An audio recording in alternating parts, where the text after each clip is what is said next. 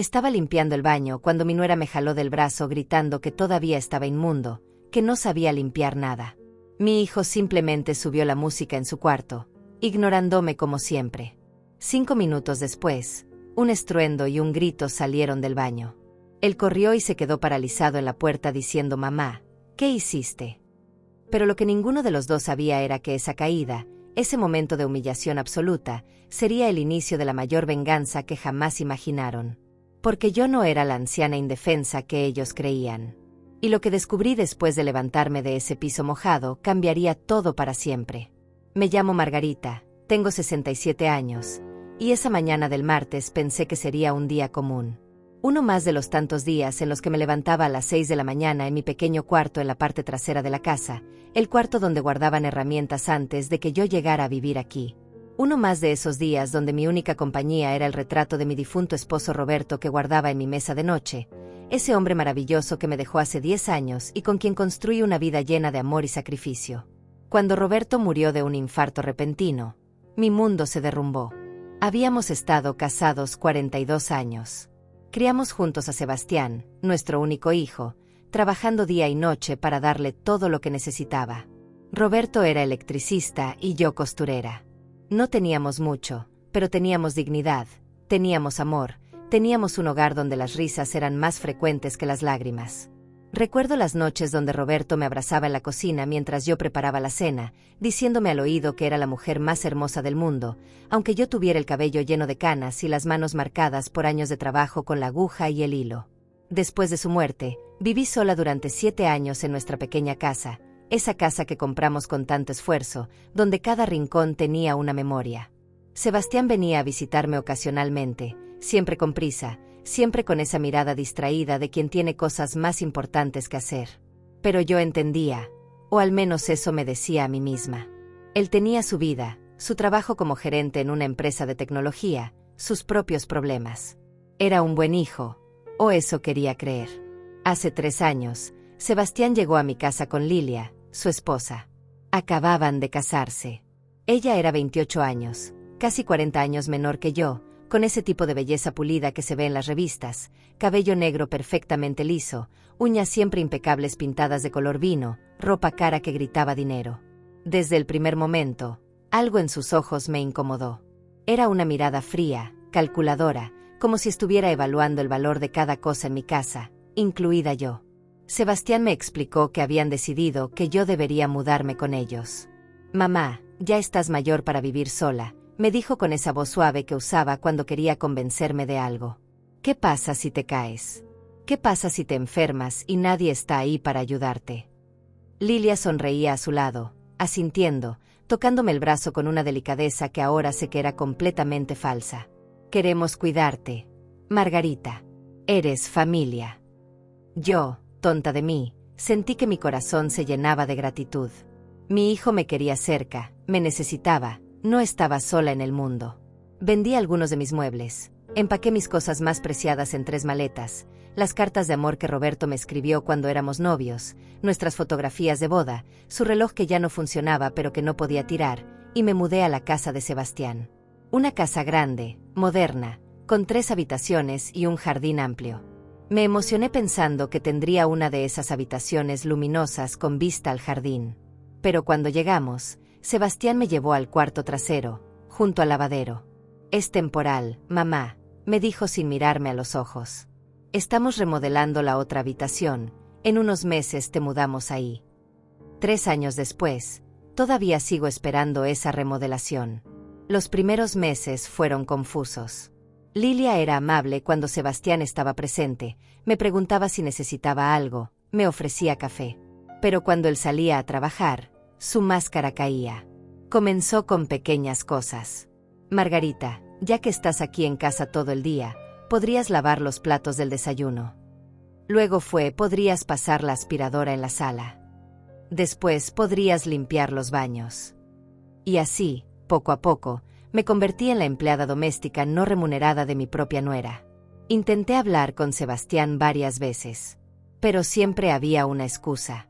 «Mamá, Lilia está estresada con su trabajo». «Mamá, solo te está pidiendo ayuda con las tareas de la casa, no es para tanto». «Mamá, estás exagerando, ella te quiere mucho. Y cuando yo insistía, él simplemente subía el volumen de la música en su cuarto, esa música electrónica horrible que retumbaba por toda la casa, su forma de decirme que no quería escuchar más. Las humillaciones se volvieron diarias. Lilia revisaba mi trabajo como si fuera una inspectora. Estos vasos tienen manchas, lávalos otra vez. El piso de la cocina todavía tiene suciedad en las esquinas. ¿Así planchas mi ropa? Mi abuela de 90 años lo hace mejor. Y yo, con mis 67 años, con mis rodillas que crujían al arrodillarme, con mis manos artríticas que apenas podían sostener la escoba algunas tardes, tragaba mi orgullo y volvía a hacer todo una vez más. Por las noches, sentada en mi cuarto diminuto, abría la caja de lata donde guardaba las cartas de Roberto. Leía sus palabras escritas con esa letra inclinada que tanto amaba. Mi querida Margarita, eres la mujer más fuerte que conozco. Tu amor es el faro que guía mi vida.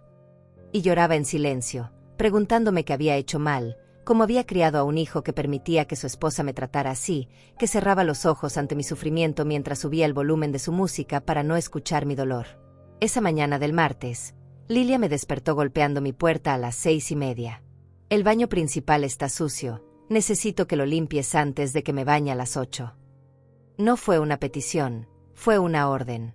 Me levanté adolorida, mis huesos protestando después de haber pasado el día anterior lavando toda la ropa de la casa, incluidas las sábanas y las cortinas. Fui al baño con mi balde, mis productos de limpieza, mis guantes gastados. Comencé a limpiar el lavabo, la regadera, el espejo. Estaba arrodillada junto al sanitario, tallando con todas mis fuerzas, cuando escuché sus pasos. Lilia entró al baño, me miró con esa expresión de desprecio que ya conocía tan bien, y antes de que pudiera decir nada, me jaló del brazo con fuerza. Todavía está inmundo, no sabes limpiar nada. Sus uñas color vino se clavaron en mi piel arrugada. Arriba, en su cuarto, escuché cómo Sebastián subía el volumen de su música, ese ritmo electrónico horrible que significaba que una vez más había elegido no intervenir, no defenderme, no ser el hijo que yo había criado. Me quedé ahí, arrodillada en ese piso frío, con el brazo ardiendo donde sus uñas me habían marcado, escuchando esa música maldita que venía del cuarto de mi hijo. Y algo dentro de mí se quebró. No fue dramático, no fue explosivo. Fue silencioso, como cuando una rama seca finalmente cede después de soportar demasiado peso. Miré a Lilia a los ojos y por primera vez en 3 años no bajé la mirada. Ella parpadeó, sorprendida, pero rápidamente recuperó su máscara de superioridad. ¿Qué esperas? Sigue limpiando. Y salió del baño dejando una estela de su perfume caro, ese aroma a gardenias que ahora me provocaba náuseas. Continué limpiando, pero mi mente estaba en otro lugar. Pensaba en Roberto, en cómo jamás habría permitido que alguien me tratara así. Recordaba cuando Sebastián tenía 8 años y un niño en la escuela se burló de mí por mi ropa sencilla. Roberto tomó de la mano a nuestro hijo y le dijo algo que nunca olvidaré. Tu madre vale más que todo el oro del mundo, y si algún día no la defiendes, habrás perdido el derecho de llamarte su hijo. ¿Dónde había quedado esa lección? ¿En qué momento mi Sebastián se había convertido en este hombre cobarde que prefería subir el volumen de su música antes que enfrentar a su esposa? Los días siguientes fueron un infierno silencioso. Lilia aumentó sus exigencias. Ahora quería que preparara el desayuno a las 7 en punto, 3 opciones diferentes porque nunca sabía que se le iba a antojar. Quería que lavara su ropa delicada a mano, esa ropa cara de seda y encaje que costaba más de lo que yo ganaba en un mes cuando trabajaba. Quería que limpiara su closet, organizara sus zapatos por color y estilo, planchara incluso su ropa interior. Y Sebastián seguía en su burbuja, saliendo temprano al trabajo, llegando tarde, encerrándose en su cuarto con sus audífonos. Una tarde, mientras doblaba la ropa en el lavadero, escuché voces que venían de la sala. Era Lilia hablando por teléfono con alguien. Me acerqué sin hacer ruido, no por espiar, sino porque necesitaba pasar por ahí para llevar las toallas limpias al baño. No, mi amor, todavía no, decía Lilia con esa voz dulce y manipuladora. La vieja está aquí, pero es cuestión de tiempo. Sebastián es tan débil que hace lo que yo quiero. Pronto la convenceremos de que firme todo y después la mandamos a un asilo. Esta casa será completamente nuestra. Mi corazón dejó de latir por un segundo. Mis manos temblaron tanto que casi dejé caer las toallas. Me quedé petrificada detrás de la pared, conteniendo la respiración. Ya encontré el lugar perfecto, continuaba Lilia. Un asilo barato en las afueras, de esos donde meten a los viejos y los olvidan. Con lo que nos ahorraremos, podemos remodelar toda la casa. Imagínate, sin la bruja limpiando, sin tener que soportar su cara de mártir todos los días. Se rió, una risa cruel que me atravesó como un cuchillo. Sebastián ya casi está convencido. Le dije que su mamá está perdiendo la memoria, que el otro día dejó la estufa encendida, que se olvida de cerrar las puertas. Puras mentiras, obvio, pero él se las cree todas. Es tan estúpido cuando se trata de su mami querida. Regresé a mi cuarto sin que me viera, cerré la puerta y me dejé caer en la cama. Las toallas quedaron olvidadas en el piso. Mi cuerpo entero temblaba. No era solo rabia, era miedo, era dolor, era la sensación de que el piso se había abierto bajo mis pies. Mi nuera quería deshacerse de mí como si fuera basura. Y mi hijo, mi Sebastián, el bebé que cargué 9 meses, el niño que consolé en sus pesadillas, el joven al que pagué la universidad trabajando turnos dobles, estaba dejándose convencer de abandonarme en un lugar horrible. Esa noche no pude dormir. Me quedé mirando el techo agrietado de mi cuarto, escuchando los ruidos de la casa. Alrededor de las 11, escuché a Lilia y Sebastián hablando en su habitación. Sus voces llegaban amortiguadas a través de las paredes delgadas. «Tenemos que hacerlo pronto», decía Lilia, «antes de que se dé cuenta de algo». La voz de Sebastián era apenas un murmullo, pero alcancé a escuchar, «¿Estás segura de que es lo mejor?». Y ella, con esa voz de víbora, «Amor, tu madre ya está vieja, ya cumplió su ciclo. Nosotros tenemos derecho a vivir nuestra vida sin cargas. Además, piensa en el dinero que ahorraremos. Podríamos viajar a Europa como siempre quisiste». Me levanté de la cama y saqué la caja de lata donde guardaba las cartas de Roberto. Había una en particular que necesitaba leer. La encontré entre todas las demás, amarillenta por el tiempo. Roberto la escribió cuando estaba en el hospital, días antes de morir. Su letra temblaba en el papel, pero sus palabras eran firmes. «Mi amada Margarita, si estás leyendo esto es porque ya no estoy contigo. Quiero que sepas que fuiste y serás siempre el amor de mi vida. Te pido una sola cosa, nunca bajes la cabeza ante nadie. Eres una mujer fuerte, valiente, y mereces ser tratada con dignidad hasta tu último día. Cuida de Sebastián, pero nunca dejes que nadie, ni siquiera él, te quite tu valor. Te amo eternamente, Roberto». Las lágrimas corrieron por mis mejillas arrugadas. Roberto tenía razón. Yo había sido fuerte toda mi vida. Había criado a un hijo prácticamente sola mientras Roberto trabajaba largas jornadas. Había sacado adelante mi negocio de costura cuando la economía estaba terrible. Había sobrevivido a la muerte del amor de mi vida sin derrumbarme. ¿Y ahora iba a dejar que una mujer de 28 años y mi hijo cobarde me destruyeran? No. Algo tenía que cambiar. A la mañana siguiente, Lilia me despertó más temprano que de costumbre. «Hoy viene mi madre a comer. Necesito que prepares pollo en salsa, arroz, ensalada y un postre. Y que la casa brille. ¿Entendiste?». La miré y asentí en silencio, pero por dentro algo había cambiado. Ya no era la Margarita sumisa que agachaba la cabeza. Era la Margarita que Roberto amó, la que no se rendía, la que sabía que merecía más. Pasé todo el día cocinando y limpiando. La madre de Lilia llegó a las 2 de la tarde, una mujer de unos 50 años con el mismo aire de superioridad de su hija. Ni siquiera me saludó. Comieron en el comedor mientras yo servía los platillos como si fuera la empleada. Las escuchaba hablar sobre sus compras, sus viajes, sus planes de remodelar su casa. Ni una sola vez mencionaron mi nombre o reconocieron mi presencia. Cuando terminaron, me llamaron para que recogiera los platos. «Margarita», dijo la madre de Lilia mirándome como si fuera un insecto, «mi hija me cuenta que últimamente estás muy olvidadiza. Deberías considerar ir a un lugar donde puedan cuidarte mejor». Lilia sonrió con esa sonrisa falsa. «Sí, Margarita, hay lugares muy buenos para personas de tu edad». Sentí como la rabia hervía en mi estómago, pero mantuve la calma. Esa noche, después de que la madre de Lilia se fuera dejando un desastre en la mesa que yo tuve que limpiar hasta las 10 de la noche, me encerré en mi cuarto y tomé una decisión. No podía seguir así. Necesitaba salir de esa casa, aunque fuera solo por unas horas, respirar aire que no estuviera contaminado con el desprecio de mi nuera y la cobardía de mi hijo.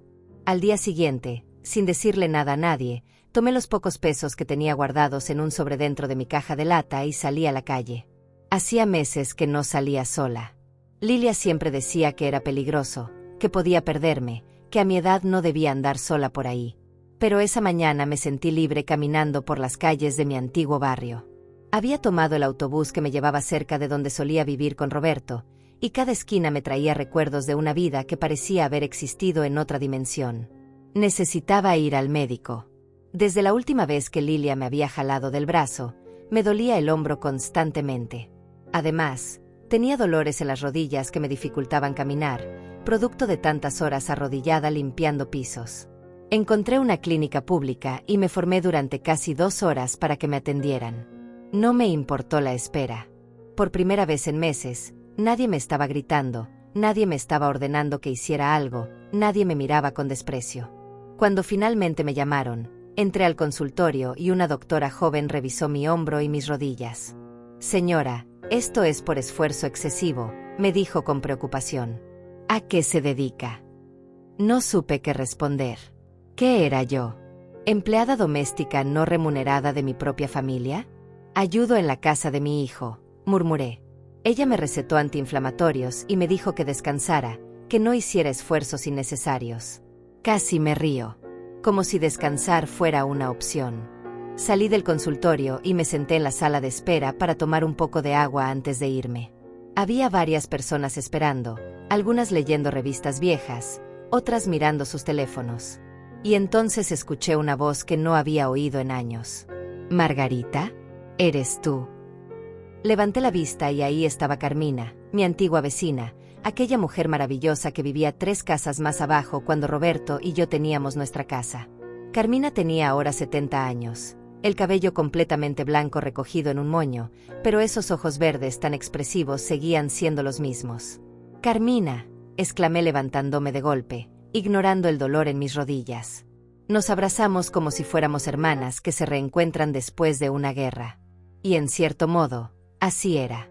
«Ay, Margarita, ¿cuánto tiempo?», dijo ella con lágrimas en los ojos. «He intentado visitarte tantas veces. Fui a la casa de tu hijo como 5 o 6 veces en estos años». Mi corazón se detuvo. «¿Fuiste a mi casa?». Ella asintió. «Sí, pero esa mujer, tu nuera, siempre me decía que no estabas, que estabas dormida, que estabas enferma, que no querías visitas. La última vez me cerró la puerta en la cara». Sentí como la sangre me hervía. Lilia me había estado aislando, cortando mis vínculos con el mundo exterior, haciéndome creer que estaba sola, que nadie me quería, que solo tenía a ellos. Era una manipulación perfecta. «No sabía nada de eso», dije con la voz quebrada. «Yo nunca rechacé tus visitas, Carmina. Ni siquiera sabía que había sido». Ella me tomó de las manos. «Lo imaginé. Por eso nunca dejé de intentar. Y mira, gracias a Dios hoy te encuentro aquí». Nos sentamos en una banca fuera de la clínica y le conté todo. Le conté sobre las humillaciones diarias, sobre cómo Sebastián ignoraba mi sufrimiento, sobre la conversación que había escuchado donde Lilia planeaba meterme en un asilo. Carmina me escuchó con atención, su rostro reflejando primero sorpresa, luego indignación, finalmente determinación. «Margarita, esto es abuso», me dijo con firmeza. «No puedes quedarte ahí». «¿Y a dónde voy?», le respondí con desesperación. «No tengo dinero, no tengo a dónde ir. La casa donde vivía con Roberto la vendí cuando me mudé con Sebastián, pensé que sería para siempre, que mi hijo me cuidaría». Carmina negó con la cabeza. «Margarita, ¿vendiste tu casa? ¿Estás segura?». La miré confundida. «Bueno, Sebastián se encargó de todo. Yo solo firmé unos papeles que él me dio. Dijo que era mejor así, que el dinero lo guardaría para mí, para mis gastos». La expresión de Carmina se volvió seria. «¿Y has visto ese dinero?». La pregunta me golpeó como un puño en el estómago. No, nunca había visto ese dinero. Nunca me había dado estados de cuenta. Nunca me había dado acceso a nada. Carmina respiró profundo. «Margarita, necesito decirte algo importante». Sacó de su bolsa un sobre grande color manila, arrugado y con varias anotaciones. Hace como 6 meses empezaron a llegar cartas para ti a tu antigua dirección. Como sabes, después de que te fuiste, llegó una familia nueva, pero el cartero a veces se confunde y me las deja a mí porque sabe que éramos amigas. Yo fui a la casa de tu hijo varias veces para dártelas, pero tu nuera siempre me las rechazaba, decía que ella te las daría. Pero algo me decía que no lo haría, así que guardé una que llegó hace 3 meses. El cartero me la entregó por error directamente y decidí conservarla por si algún día te encontraba. Me entregó el sobre. Mis manos temblaban tanto que apenas podía sostenerlo. Venía de un bufete de abogados, González y Asociados. Lo abrí con dedos temblorosos y comencé a leer. Las palabras bailaban frente a mis ojos. Estimada señora Margarita Flores de Mendoza, nos dirigimos a usted en relación con el fallecimiento del señor Rodrigo Mendoza, hermano de su difunto esposo Roberto Mendoza. El señor Rodrigo Mendoza falleció el 15 de marzo sin herederos directos, y en su testamento la designó como única beneficiaria de sus bienes, que incluyen una propiedad ubicada en la colonia San Miguel, 3 terrenos en zona rural, y una suma de dinero depositada en cuenta bancaria por un total de $120,000. Tuve que leer la carta 3 veces para que mi cerebro procesara lo que decía. $120,000. Rodrigo, el hermano menor de Roberto, ese hombre tímido que nunca se casó y que trabajó toda su vida como contador, me había dejado una fortuna. No lo veía desde el funeral de Roberto, había perdido el contacto con él porque se había mudado a otra ciudad. Y ahora estaba muerto, y me había dejado todo lo que tenía. Hay más, dijo Carmina señalando otros papeles dentro del sobre. Los saqué. Eran notificaciones del banco, del registro público de la propiedad. Mis ojos se abrieron tanto que pensé que se me saldrían de las órbitas. La casa donde yo había vivido con Roberto, la casa que pensé que había vendido, seguía registrada a mi nombre. Nunca se había transferido. Los documentos que Sebastián me había hecho firmar no eran de venta, eran otra cosa que no alcanzaba a entender bien, pero la casa legalmente seguía siendo mía. No lo entiendo, dije con voz temblorosa. Sebastián me dijo que había vendido la casa, que todo estaba arreglado. Carmina me miró con tristeza. Margarita, creo que tu hijo te mintió. O peor, creo que tu nuera lo convenció de hacerlo. Tal vez pensaban quedarse con la casa sin que tú lo supieras. Mi mente era un torbellino. Durante 3 años había creído que no tenía nada, que dependía completamente de la caridad de mi hijo. Y resulta que tenía una casa a mi nombre, una herencia considerable, propiedades. Era dueña de mi propio destino y no lo sabía. Necesitas ir a ese bufete de abogados, dijo Carmina con urgencia. Necesitas reclamar lo que es tuyo. Y necesitas salir de esa casa antes de que tu nuera te haga firmar algo que te deje sin nada real. Tenía razón, pero el miedo me paralizaba. ¿Y si Sebastián se enoja? ¿Y si me echa? ¿Qué voy a hacer? Carmina me apretó las manos. Margarita, tú eres la dueña de una casa y tienes más dinero que ellos. Tú no necesitas a tu hijo, él es quien necesitaba tu casa y tu herencia. Es hora de que recuperes tu poder. Nos quedamos hablando durante horas en esa banca. Carmina me contó que ella también había pasado por situaciones difíciles con su familia, que entendía el dolor de sentirse invisible. Me dio el número de teléfono de un abogado que había ayudado a su hermana en un caso de fraude familiar. Se llama Joaquín Bermúdez, es buena persona y no cobra consulta inicial. Ve a verlo, cuéntale todo. Él sabrá qué hacer. Cuando finalmente regresé a la casa de Sebastián, ya era de noche. Lilia estaba furiosa. ¿Dónde estabas? Te busqué por toda la casa, necesitaba que lavaras mi ropa para mañana. No le respondí. Por primera vez, pasé junto a ella sin bajar la mirada, entré a mi cuarto y cerré la puerta. La escuché gritar afuera.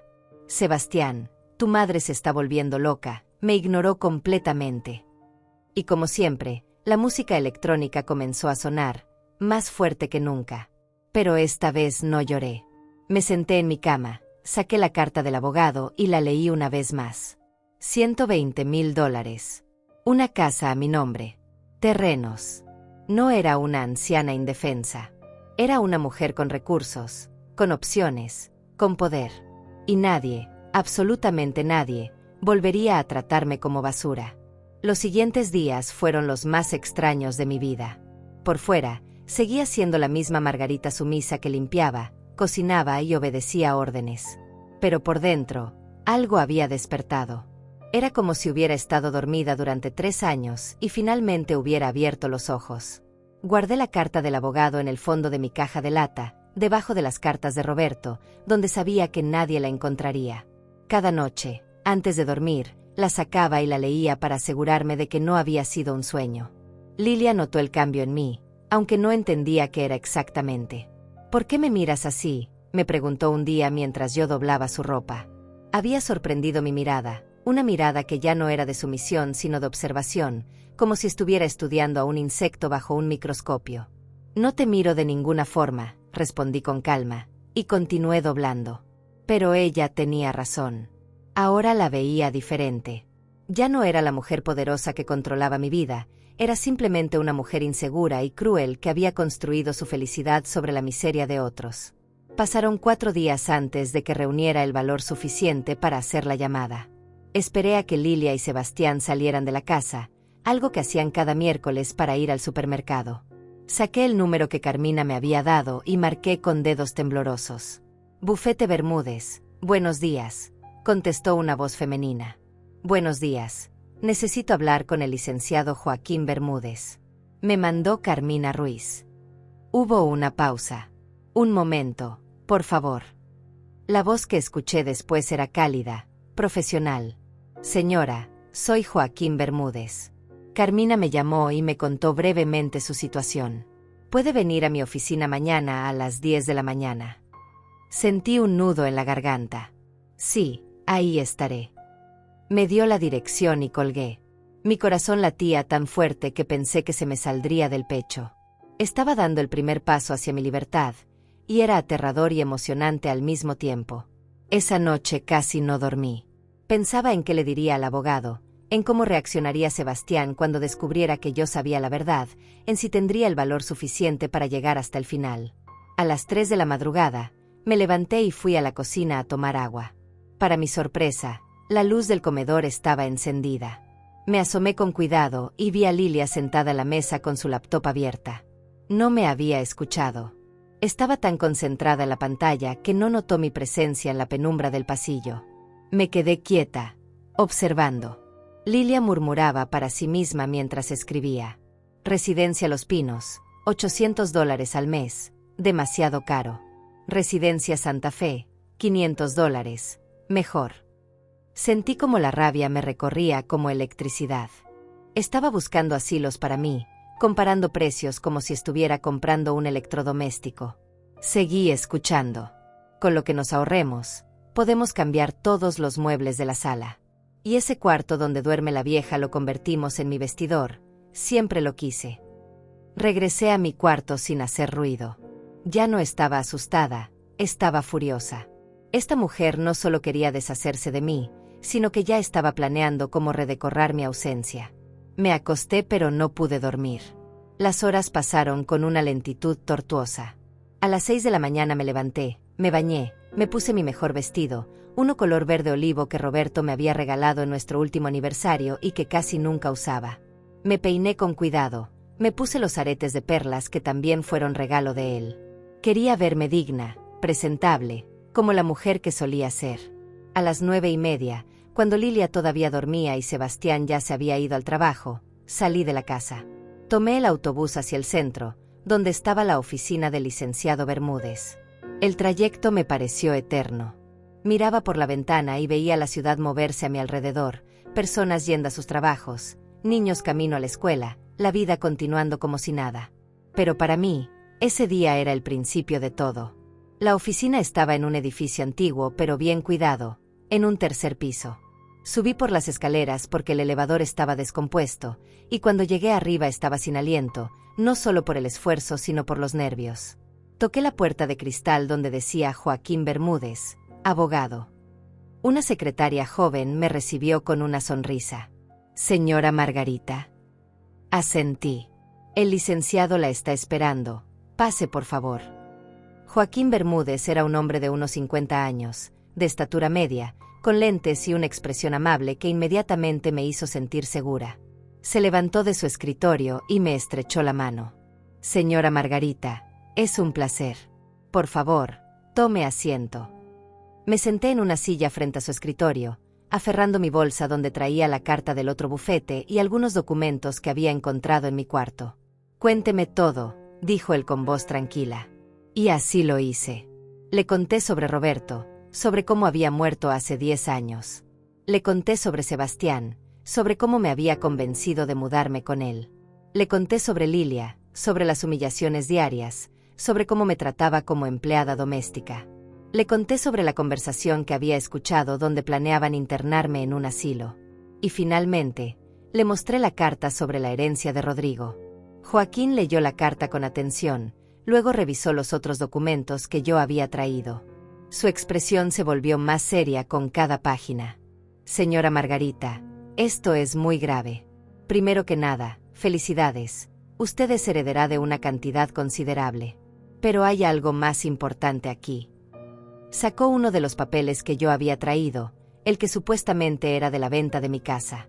Esto que usted firmó no es una escritura de venta. Es un comodato, un préstamo de uso de la propiedad. La casa sigue legalmente a su nombre. No entendía. ¿Qué significa eso? Él me explicó pacientemente. Significa que su hijo le pidió que le prestara la casa para que él viviera ahí, pero la propiedad nunca dejó de ser suya. Él no puede venderla sin su consentimiento, no puede hacer nada con ella. Es suya, señora Margarita. Siempre lo ha sido. Las lágrimas comenzaron a rodar por mis mejillas. Pero él me dijo que la había vendido, que el dinero estaba guardado para mí. Joaquín negó con la cabeza. No hay registro de ninguna venta. Su hijo la engañó, o alguien lo convenció de engañarla. Lilia. Todo había sido idea de Lilia. Lo supe con certeza absoluta en ese momento.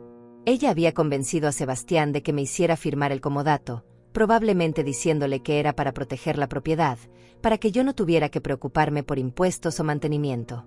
Y luego había mantenido la mentira, aislándome, haciéndome creer que no tenía nada, que dependía de ellos. ¿Qué puedo hacer?, pregunté con voz temblorosa. Joaquín se reclinó en su silla. Varias cosas. Primero, necesitamos reclamar su herencia del señor Rodrigo Mendoza. Segundo, necesitamos revisar toda la situación de sus propiedades. Y tercero, si hay evidencia de que su familia está planeando internarla contra su voluntad o hacerla firmar documentos bajo engaño, eso es un delito. Podemos tomar acciones legales. No quiero lastimar a mi hijo, dije instintivamente. Era la verdad. A pesar de todo, a pesar de su cobardía y su traición, seguía siendo mi hijo. Joaquín asintió con comprensión. Lo entiendo. Pero señora Margarita, usted necesita protegerse.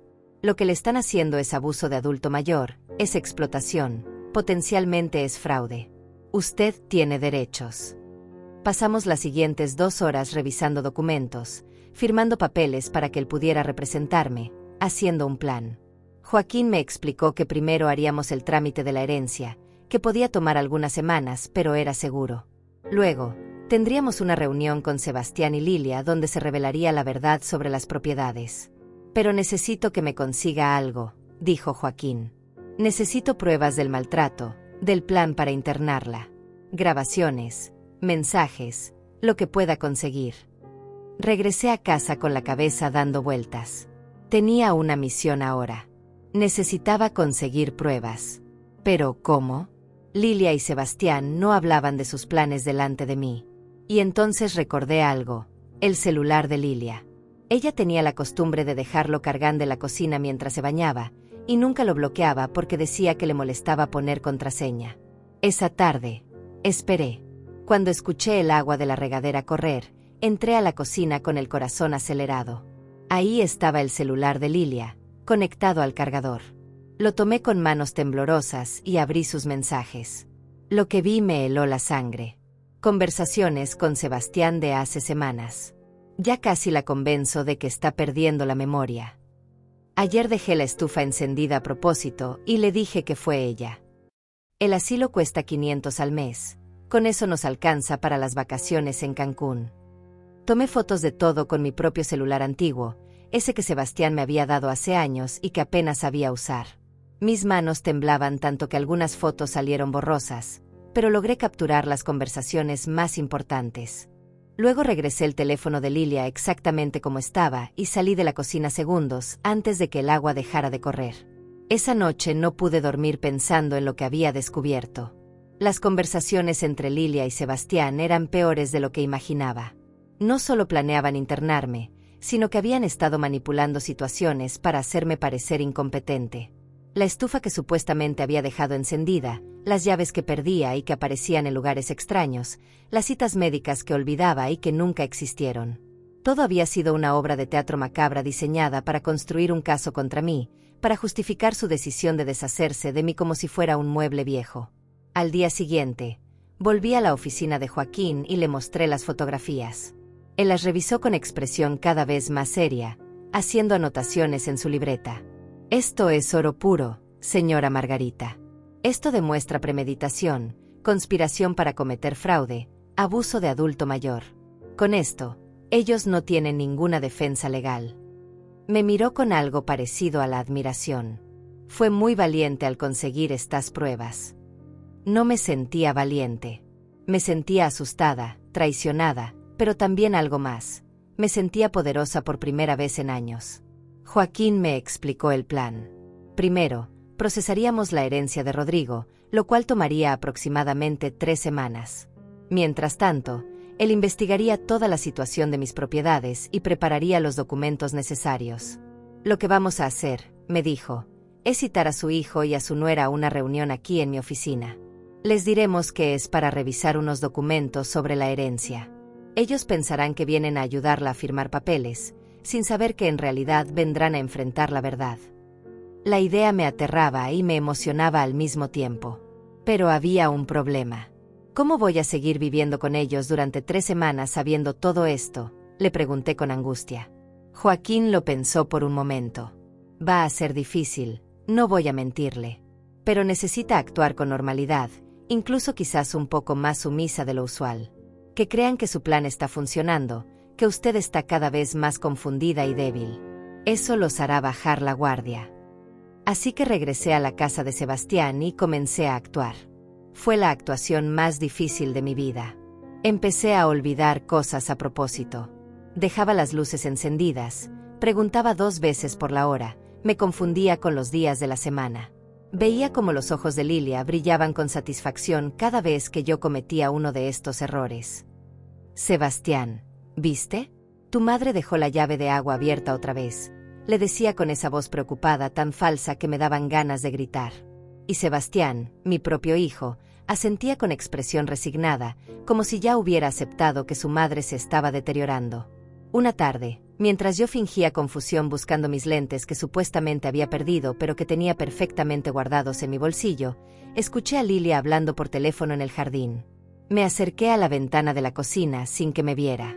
Sí, mamá, cada día está peor. Ayer se puso la misma ropa 2 veces porque no recordaba que ya se la había puesto. Y esta mañana me preguntó 3 veces qué día era. Hizo una pausa, escuchando a su madre del otro lado. No, ya casi. Sebastián ya está convencido. Dice que es lo mejor para ella. El asilo me confirmó que tienen espacio disponible para el próximo mes. Mi sangre hirvió, pero mantuve la compostura. Encontré mis perdidos lentes en el lugar más obvio posible, exclamé con falsa sorpresa, y continué con mi rutina. Cada día que pasaba, Lilia se volvía más descuidada, más abierta con sus planes. Empezó a hablar delante de mí como si yo no entendiera, como si ya no estuviera realmente presente. Cuando mamá Margarita ya no esté aquí, vamos a pintar este cuarto de color lavanda, será mi estudio de yoga, le decía a Sebastián mientras cenaban. Yo servía la comida como siempre, invisible, pero grabando cada palabra en mi memoria. Durante esas 3 semanas, Joaquín trabajó rápidamente. Me llamaba a mi celular solo cuando sabía que yo estaba sola, generalmente las mañanas cuando Sebastián salía a trabajar y Lilia iba al gimnasio. Me mantenía informada del progreso. La herencia estaba siendo procesada. Los documentos de la casa habían sido verificados. Definitivamente era mía. Había encontrado incluso más información. Rodrigo, el hermano de Roberto, había sido un hombre exitoso que invirtió sabiamente toda su vida, y además de los $120,000 en efectivo, las propiedades que me dejó valían aproximadamente $200,000 más.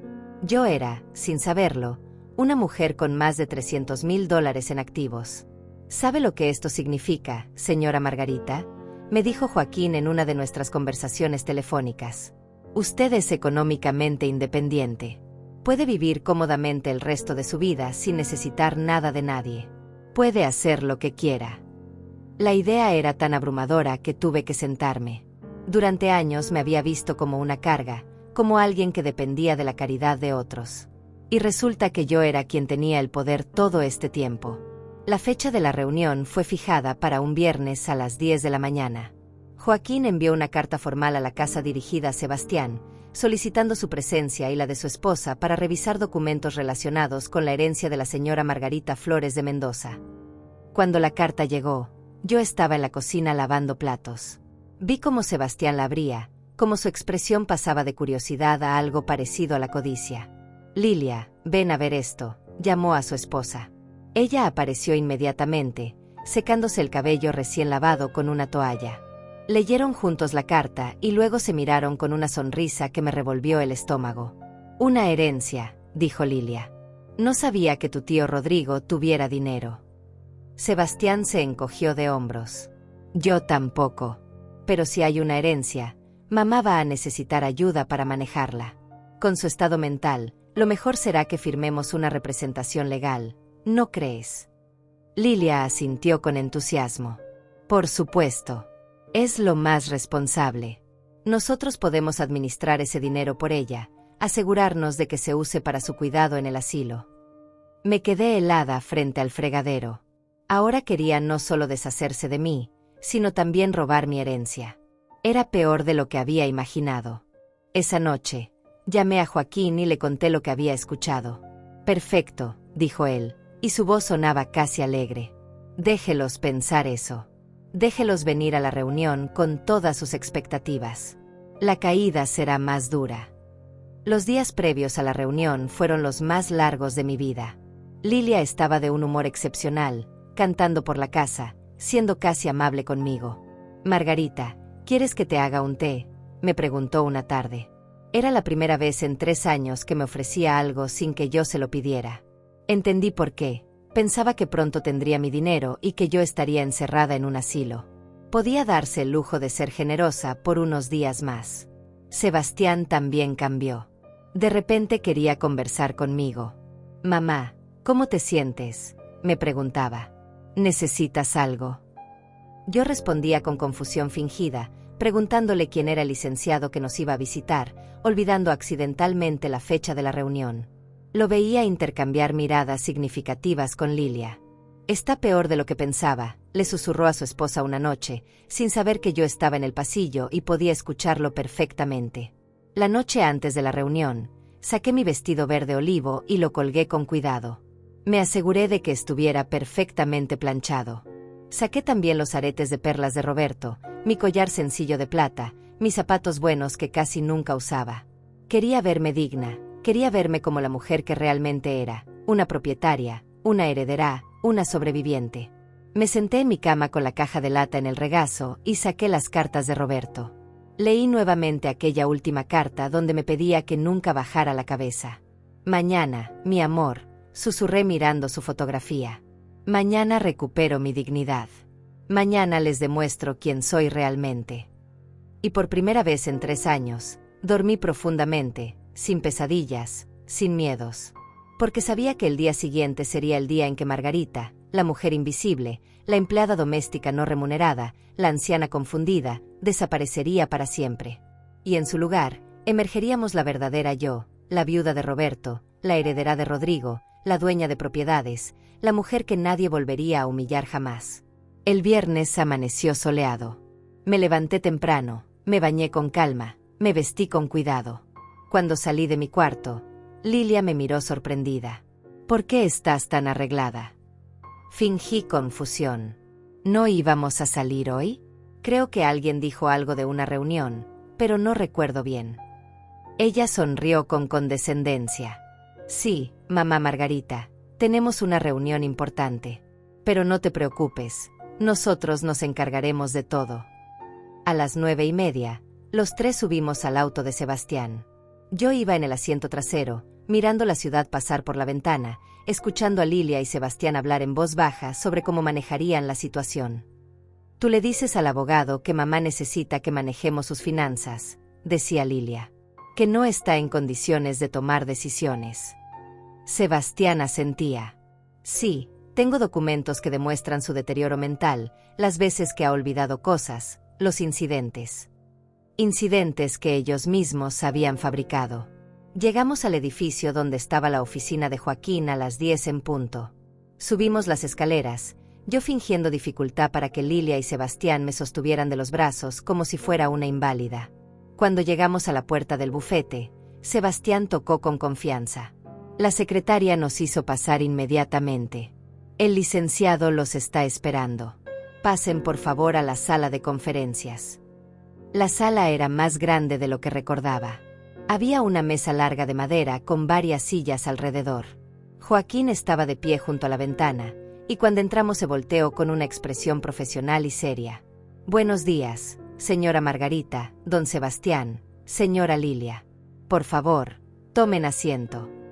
Nos señaló las sillas frente a la mesa. Lilia y Sebastián se sentaron con expresión relajada, casi alegre. Yo me senté entre ellos, manteniendo mi expresión confundida. Joaquín se sentó frente a nosotros y abrió una carpeta gruesa llena de documentos. Bueno, los llamé porque tenemos varios asuntos que discutir relacionados con la señora Margarita. Sebastián se inclinó hacia adelante con interés. Sí, licenciado, recibimos su carta sobre una herencia. Mi madre no está en muy buenas condiciones mentales últimamente, así que mi esposa y yo estamos aquí para ayudarla con lo que necesite. De hecho, traemos documentación que demuestra que ella necesita representación legal. Joaquín asintió lentamente. Ya veo. ¿Qué tipo de documentación? Sebastián sacó una carpeta de su maletín. Tengo aquí un registro de incidentes donde mi madre ha mostrado deterioro cognitivo. Llaves perdidas, estufa dejada encendida, confusión con fechas y nombres. Creemos que sería mejor si nosotros pudiéramos manejar sus asuntos financieros y tomar decisiones médicas por ella. Lilia añadió con voz melosa, es por su propio bien. La queremos mucho y solo buscamos protegerla. Joaquín tomó la carpeta y la hojeó brevemente. Interesante. Muy interesante. Levantó la vista y me miró directamente. Señora Margarita, ¿usted está de acuerdo con esto? ¿Cree que necesita que su hijo maneje sus asuntos? Todos los ojos se volvieron hacia mí. Este era el momento. Sentí como mi corazón latía con fuerza, pero mi voz salió clara y firme, sin rastro de confusión. No, licenciado. No estoy de acuerdo. Y no necesito que nadie maneje mis asuntos porque estoy perfectamente lúcida. El silencio que siguió fue absoluto. Lilia y Sebastián me miraron como si hubiera crecido una segunda cabeza. «Mamá», dijo Sebastián con voz temblorosa. «¿Qué estás diciendo?» Me volví hacia él y lo miré a los ojos. Esos ojos que alguna vez miraron a su madre con amor y que ahora solo mostraban confusión y un atisbo de miedo. Estoy diciendo, Sebastián, que nunca estuve confundida. Estoy diciendo que todo este tiempo supe exactamente lo que estaban planeando. Lilia se puso de pie bruscamente. ¿De qué está hablando? Sebastián, tu madre está delirando otra vez. Pero su voz sonaba menos segura ahora. Joaquín levantó una mano. Por favor, señora Lilia, tome asiento. Esto apenas comienza. Lilia se sentó lentamente, su rostro perdiendo color. Joaquín sacó varios documentos de su carpeta. Empecemos por el principio. Señora Margarita, ¿puede explicarles a su hijo y a su nuera de qué se trata la herencia? Respiré profundo. El hermano de tu padre, Rodrigo, murió hace varios meses. Me dejó una herencia considerable, $120,000 en efectivo, una propiedad en la colonia San Miguel y 3 terrenos en zona rural. Valor total aproximado, más de $300,000. Vi cómo los ojos de Lilia se iluminaban con codicia incluso en medio de su confusión. Pero continué antes de que pudiera hablar. Pero eso no es todo. La casa donde ustedes viven, la casa que yo supuestamente vendí cuando me mudé con ustedes, nunca fue vendida. Sigue registrada a mi nombre. Siempre ha sido mía. Sebastián se puso pálido. Pero tú firmaste los papeles de venta. Yo te los di, tú los firmaste. Joaquín intervino. Lo que su madre firmó fue un comodato, un préstamo de uso de la propiedad. Ella les prestó la casa para que vivieran ahí, pero nunca perdió la propiedad legal. Y sospecho, don Sebastián, que usted sabía esto, o al menos alguien se le explicó en esos términos, pero decidieron mantener a su madre en la ignorancia. Lilia se puso de pie nuevamente, ahora con furia en sus ojos. Esto es ridículo. Margarita, tú nos dijiste que la casa era nuestra, que querías que la tuviéramos. Estás inventando todo esto porque estás senil. Su máscara de mujer dulce había caído completamente. Ahí estaba la verdadera Lilia, la que yo había conocido durante 3 años de humillaciones. Joaquín sacó más papeles. ¿Senil? Señora Lilia, tengo aquí impresiones de conversaciones entre usted y don Sebastián donde planean internar a la señora Margarita en un asilo contra su voluntad, donde admiten haber fabricado incidentes para hacerla parecer incompetente, donde discuten cómo usar el dinero que ahorrarían de deshacerse de ella para remodelar la casa y tomar vacaciones. El rostro de Sebastián pasó del blanco al rojo intenso. ¿Cómo conseguiste eso? ¿Nos espiaste? Me volví hacia él. Tomé fotografías de las conversaciones en el teléfono de Lilia. Y antes de que me acuses de invadir su privacidad, déjame recordarte que ustedes invadieron mi vida, mi dignidad, mi derecho a vivir en paz durante 3 años. Mi voz temblaba, no de debilidad, sino de una rabia contenida durante tanto tiempo. Me convertiste en tu empleada doméstica, Sebastián. Me humillaste. Permitiste que tu esposa me tratara peor que a un animal. Y todo este tiempo, ¿para qué? ¿Para robarme mi casa? ¿Para quedarte con mi herencia? Lilia señaló a Joaquín. Esto es un montaje. Este abogado está manipulando a una anciana vulnerable para sacarle dinero. Joaquín sonrió fríamente. Señora Lilia, yo no cobro por representar casos de abuso de adulto mayor. Lo hago pro bono porque creo en la justicia. Y si quiere hablar de manipulación, tengo aquí testimonios de vecinos que presenciaron el maltrato, tengo registros médicos de la señora Margarita mostrando lesiones consistentes con trabajo forzado y maltrato físico. Tengo todo lo que necesito para presentar cargos criminales contra ambos por abuso de adulto mayor, explotación financiera y conspiración para cometer fraude.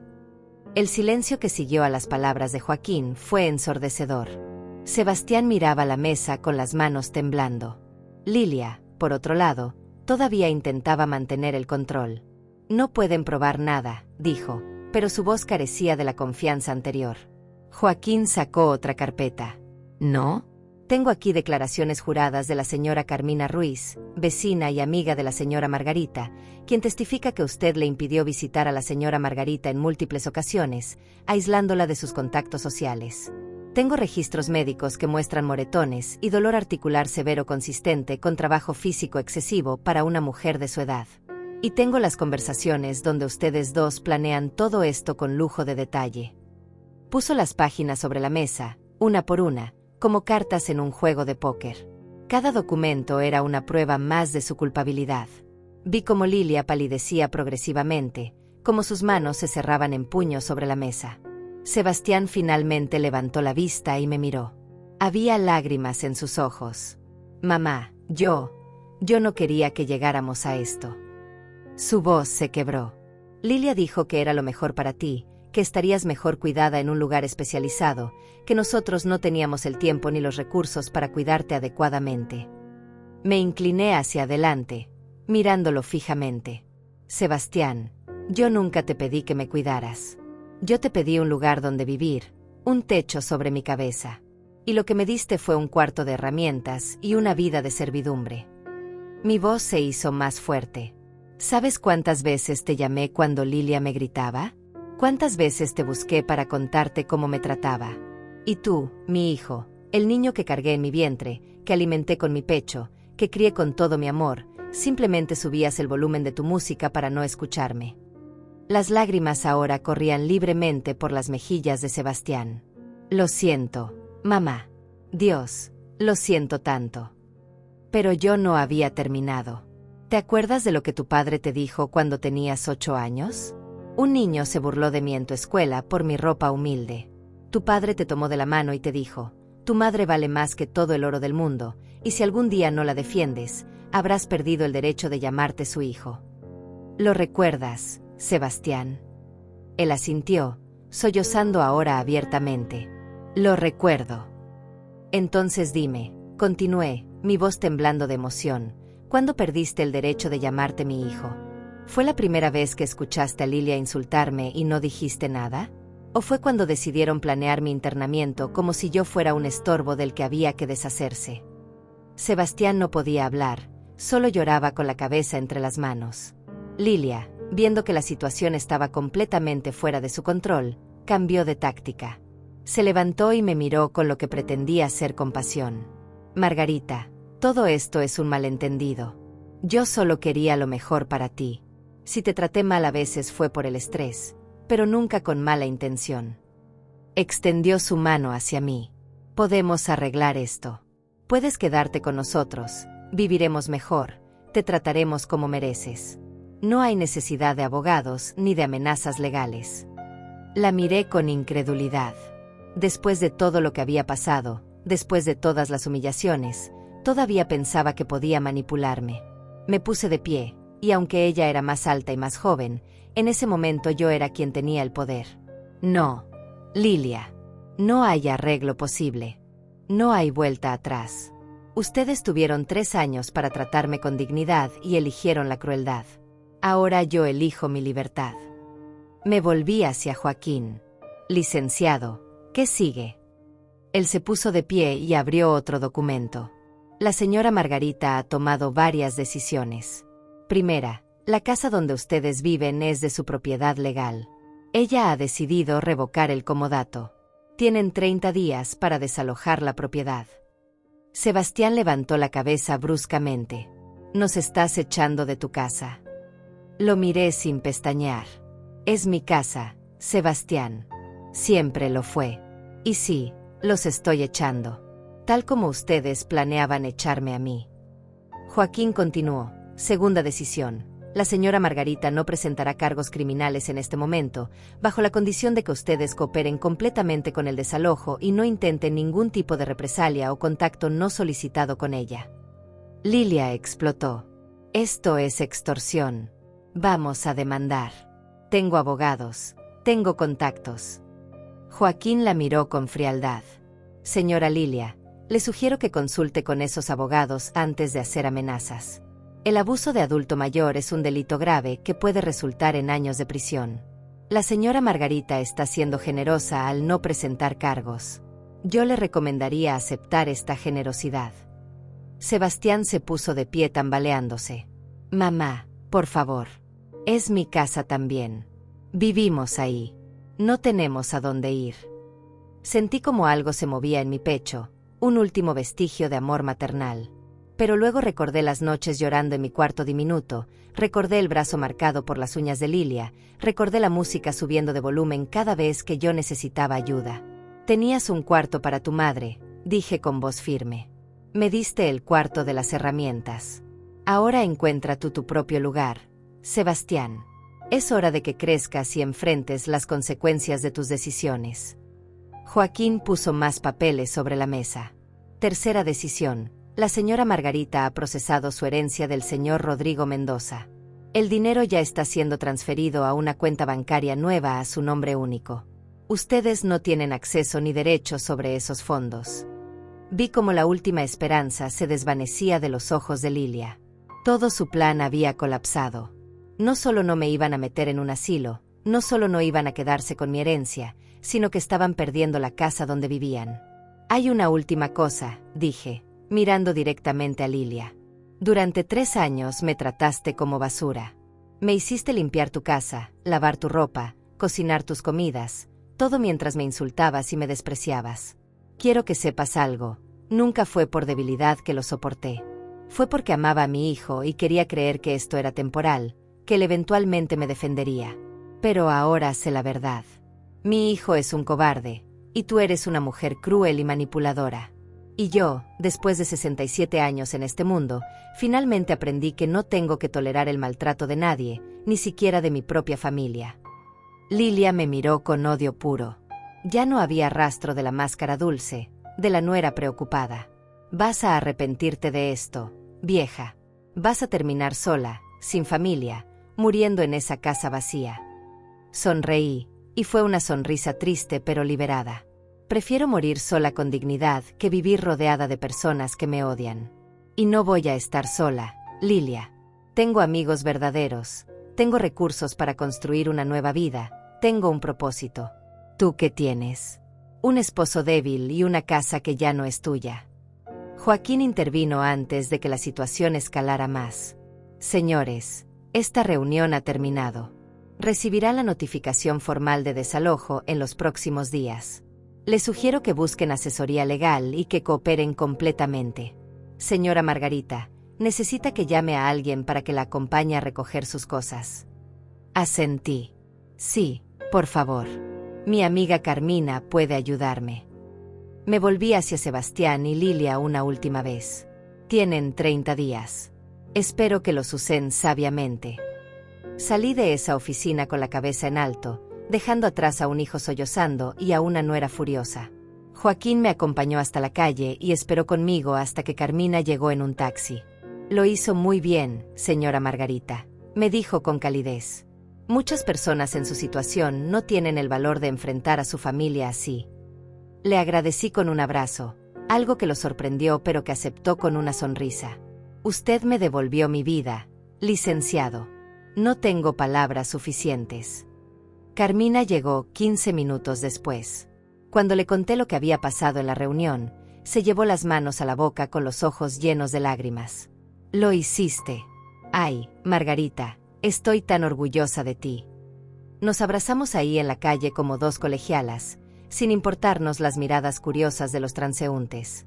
Joaquín nos dio los detalles finales. Él coordinaría con la policía para que yo pudiera recoger mis pertenencias de la casa de Sebastián sin problemas, y en una semana tendría acceso completo a mi casa original, la casa que compartí con Roberto durante tantos años felices.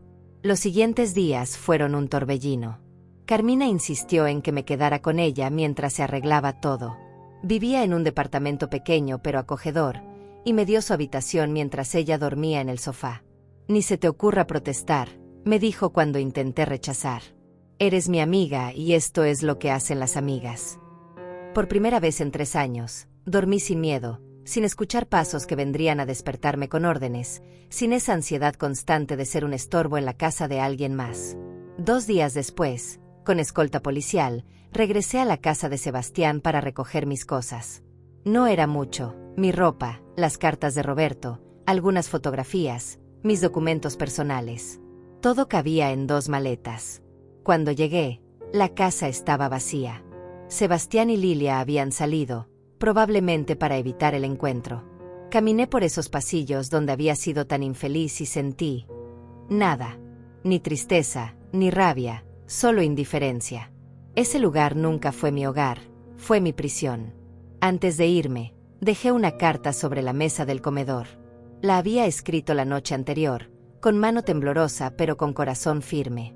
Sebastián, eres mi hijo y siempre lo serás.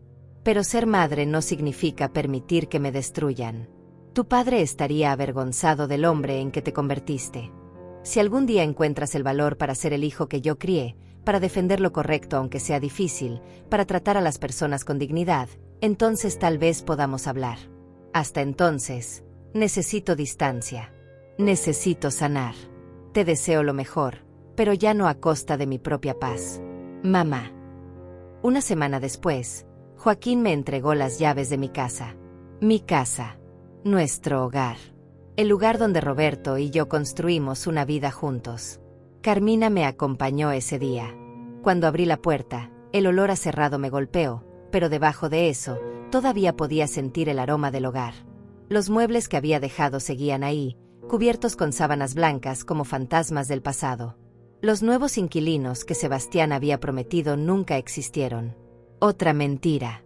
Caminé por cada habitación tocando las paredes, recordando. Aquí Roberto me besó el día que nos mudamos. En esta cocina preparamos miles de comidas juntos. En esa sala vimos crecer a Sebastián. Lloré, pero no de tristeza. Lloré de alivio, de liberación, de gratitud por tener una segunda oportunidad. A mis 67 años, estaba comenzando de nuevo, pero esta vez con sabiduría, con recursos, y lo más importante, con dignidad intacta. Los siguientes meses fueron de transformación. Usé parte del dinero de la herencia para remodelar la casa. No porque necesitara cambios, sino porque necesitaba hacerla mía nuevamente, actualizar los recuerdos. Pinté las paredes de colores cálidos, reemplacé los muebles viejos, instalé una cocina nueva. Carmina me ayudó con todo, y en el proceso nos volvimos inseparables. Ella se convirtió en la hermana que nunca tuve. Pero había algo más que quería hacer, algo que había estado germinando en mi mente desde aquella reunión en la oficina de Joaquín. Una noche, mientras tomaba té con Carmina en mi nueva sala, le compartí mi idea. Quiero abrir un centro de ayuda para personas mayores que están sufriendo abuso familiar. Carmina dejó su taza con cuidado. Un centro de ayuda. Asentí. Sí. Un lugar donde puedan recibir asesoría legal gratuita, apoyo emocional, un refugio temporal si lo necesitan. Porque yo tuve suerte, Carmina. Tuve una herencia que me salvó. Pero ¿cuántas personas mayores están atrapadas sin recursos, sin opciones, siendo maltratadas por sus propias familias? Los ojos de Carmina se llenaron de lágrimas. Margarita, eso sería maravilloso. Hablamos durante horas esa noche, planeando, soñando. Al día siguiente, llamé a Joaquín y le expuse mi idea. Él se mostró entusiasmado y me conectó con otros abogados que trabajaban en casos similares. En 3 meses, con parte de mi herencia y algunas donaciones que conseguimos, abrimos el Centro de Dignidad Roberto Mendoza, nombrado en honor a mi difunto esposo. Compramos una casa grande en el centro de la ciudad y la acondicionamos. Teníamos un área de consulta legal, una sala de terapia con psicólogos voluntarios, 4 habitaciones para refugio temporal, y una sala comunitaria donde las personas mayores podían reunirse, compartir sus historias y apoyarse mutuamente. Yo trabajaba ahí todos los días, y cada vez que veía llegar a una persona con esa mirada quebrada que yo había tenido, esa mirada de quien ha perdido su dignidad, sentía que mi sufrimiento había tenido un propósito. Un día, 6 meses después de abrir el centro, estaba en la oficina revisando papeles cuando la secretaria me avisó que alguien preguntaba por mí. Dice que es su hijo, añadió con cautela. Mi corazón se detuvo. Salí a la recepción y ahí estaba Sebastián. Se veía demacrado, más delgado, con ojeras profundas. Nos miramos en silencio por un momento que pareció eterno. Hola, mamá, dijo finalmente con voz ronca. Hola, Sebastián, respondí, manteniendo mi distancia. ¿Qué haces aquí? Él miró alrededor. Vio los carteles en las paredes sobre derechos de adultos mayores, vio a las personas que esperaban ser atendidas. Me enteré de tu centro. Es increíble lo que estás haciendo. Hubo un silencio incómodo. Lilia y yo nos divorciamos, dijo de repente. Hace 3 meses. Cuando nos echaste de la casa y ella se dio cuenta de que yo no tenía dinero, me dejó. Se fue con otro hombre. No sentí satisfacción al escucharlo. Solo una tristeza profunda. Lo siento, dije, y era verdad. Sebastián negó con la cabeza. No lo sientas. Fue lo mejor que me pudo pasar.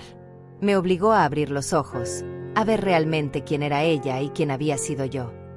Se acercó un paso. Mamá, vengo a pedirte perdón. Sé que no merezco tu perdón, sé que probablemente nunca pueda compensar todo el daño que te hice, pero necesitaba decírtelo. Tenías razón. Papá estaría avergonzado de mí. Yo estoy avergonzado de mí.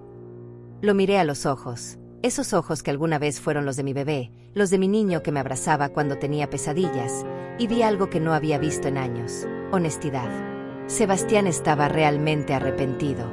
Pero el perdón no es algo que se da instantáneamente, no después de tanto dolor. Sebastián, dije con voz suave pero firme, aprecio que hayas venido. Aprecio tu disculpa. Pero necesitas entender algo. El perdón no borra lo que pasó. No devuelve los 3 años que me quitaste. No elimina las noches que lloré en ese cuarto diminuto preguntándome qué había hecho mal como madre. Él asintió, con lágrimas rodando por sus mejillas. Lo sé. No espero que me perdones de inmediato. Solo quería que supieras que lo siento, que cada día vivo con la culpa de lo que te hice, de cómo te traté. Respiré profundo. ¿Sabes qué es lo más triste, Sebastián? No es que me hayas tratado mal. Es que permitiste que alguien más lo hiciera. Tu padre te enseñó a defender a las personas que amas, y tú elegiste subir el volumen de la música para no escuchar mi dolor. Esa es la traición que más me duele. Nos quedamos ahí, parados en la recepción del centro, con el murmullo de otras conversaciones de fondo. ¿Hay alguna forma en que pueda compensarte?, preguntó finalmente. ¿Algo que pueda hacer para demostrarte que he cambiado? Lo pensé por un momento. No lo hagas por mí, le dije. Si realmente has cambiado, demuéstralo con tu vida. Demuéstralo defendiendo a quien lo necesite, tratando a las personas con dignidad, siendo el hombre que tu padre quería que fueras. Y tal vez, con el tiempo, podamos reconstruir algo. Pero será un camino largo, Sebastián, y no hay garantías. Él asintió, limpiándose las lágrimas. ¿Puedo llamarte de vez en cuando? Solo para saber cómo estás. Lo pensé. Parte de mí quería decir que no, proteger mi paz recién encontrada. Pero otra parte, esa parte que nunca deja de ser madre, no podía cerrar completamente la puerta. Puedes llamar una vez al mes, dije finalmente.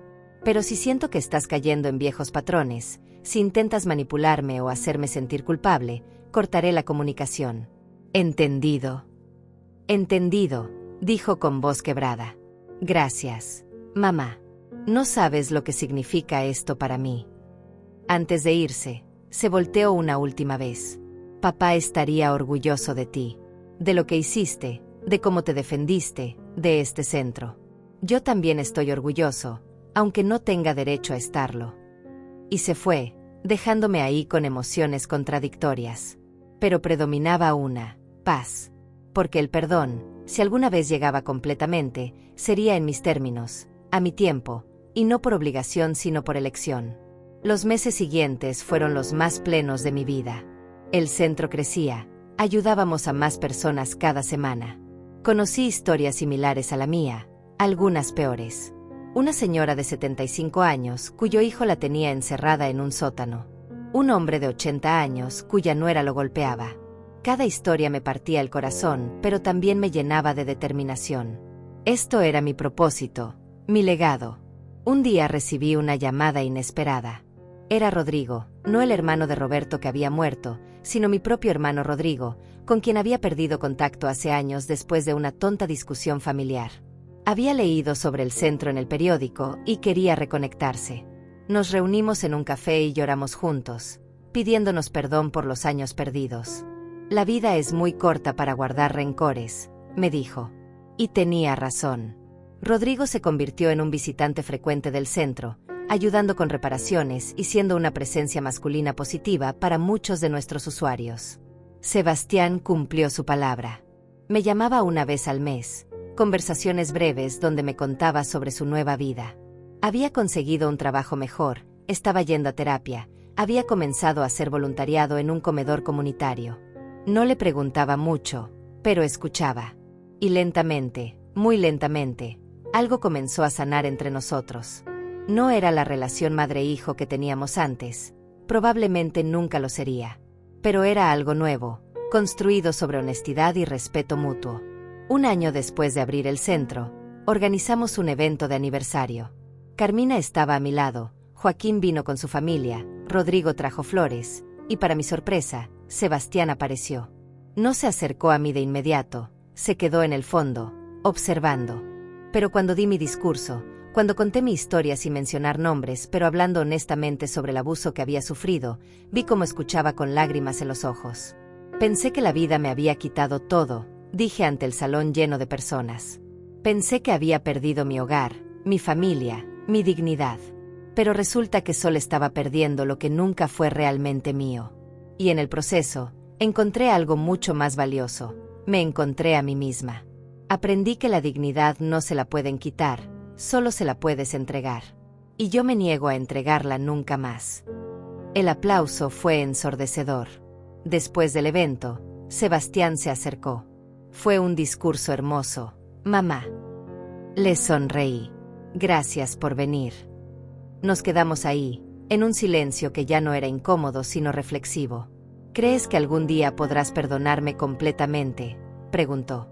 Lo miré, este hombre que era mi hijo pero también un extraño, alguien que tenía que reconstruir mi confianza paso a paso. No lo sé, Sebastián. Pero estoy aprendiendo que el perdón no es un momento, es un proceso. Y estamos en ese proceso. Eso es lo importante. Esa noche, de vuelta en mi casa, en la sala donde Roberto y yo habíamos pasado tantas noches juntos, me senté con una taza de té y miré las fotografías en la pared. Mi boda, Sebastián de bebé, momentos felices de una vida que parecía tan lejana. Pero ahora había nuevas fotografías. La inauguración del centro, Carmina y yo riendo, un grupo de personas mayores que habíamos ayudado sonriendo juntos. Saqué la caja de lata, esa caja que había sido mi tesoro durante los años oscuros. Las cartas de Roberto seguían ahí, pero ahora había añadido otras cosas. Una nota de agradecimiento de una señora que ayudamos a escapar de una situación abusiva, el primer artículo del periódico sobre el centro, una fotografía de Carmina y yo el día que nos reencontramos. Leí una vez más la última carta de Roberto. Nunca bajes la cabeza ante nadie. Eres una mujer fuerte, valiente, y mereces ser tratada con dignidad hasta tu último día. Lo logré, mi amor, susurré mirando su fotografía. Me caí, me rompieron, me humillaron. Pero me levanté. Y no solo me salvé a mí misma, estoy ayudando a salvar a otros. Nuestro amor no terminó con tu muerte, Roberto. Se transformó en algo más grande, en un legado de dignidad y justicia. Sentí su presencia esa noche, como tantas veces antes, como si me estuviera abrazando desde donde quiera que estuviera. A mis 68 años ahora, puedo decir que he vivido dos vidas. La primera terminó en ese baño, cuando mi nuera me jaló del brazo y yo caí al suelo. La segunda comenzó el momento en que decidí levantarme no solo físicamente, sino espiritualmente. Y esta segunda vida, construida sobre los escombros de la primera, es más auténtica, más poderosa, más mía que cualquier cosa que haya experimentado antes. Porque finalmente entendí la lección más importante: la dignidad no viene de lo que otros te dan, viene de lo que tú te niegas a perder.